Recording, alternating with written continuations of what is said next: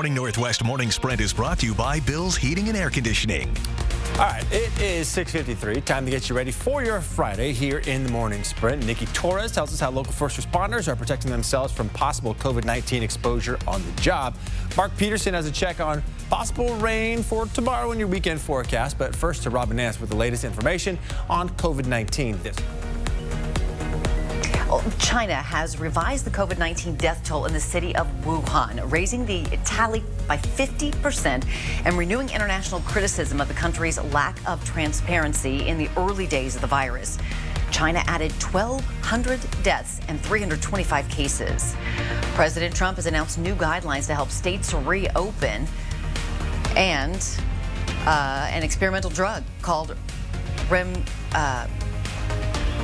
Remdesivir has some patients recovering quickly, with most going home in days. According to Stat News, patients taking part in a clinical trial have all had severe respiratory symptoms and fever, but were able to leave the hospital in less than a week of treatment.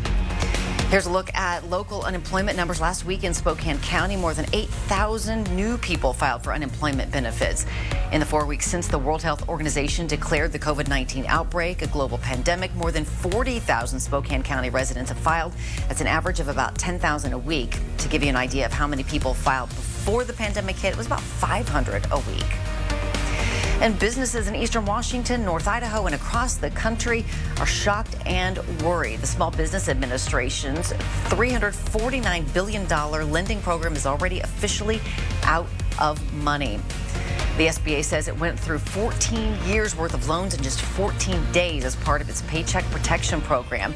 Spokane Mayor Nadine Woodward says business owners will be soon able to apply for loans between $10,000 and $25,000. To be eligible, you must have a business license with the City of Spokane, a credit score of 640 or higher, and proof of profit from last year.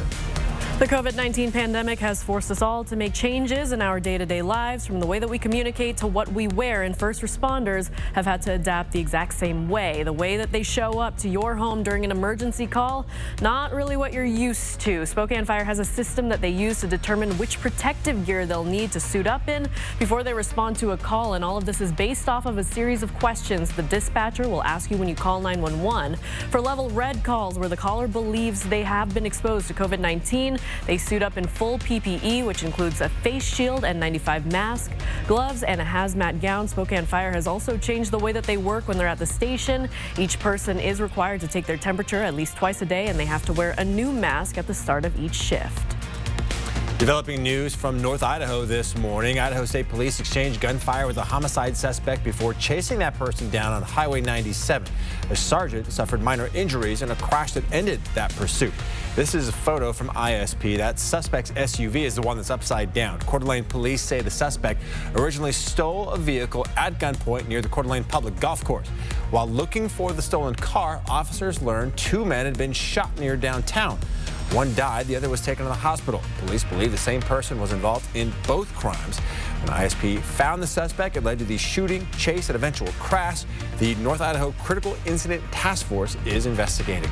Spokane fire crews say they pulled a body from the river near the Upriver Dam early yesterday morning. We still don't know who that person is or how they died. Coming up next on Good Morning America, Dr. Oz sparking outrage after suggesting schools should reopen despite the death rate.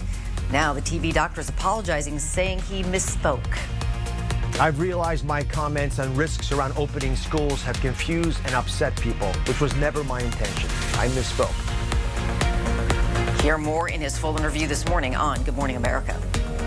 All right, it's Friday. We're wrapping up the week. Your first alert weather with our computer models. It is going to be all about some cloud cover coming in a little later on today. High today, 65. We'll be right back.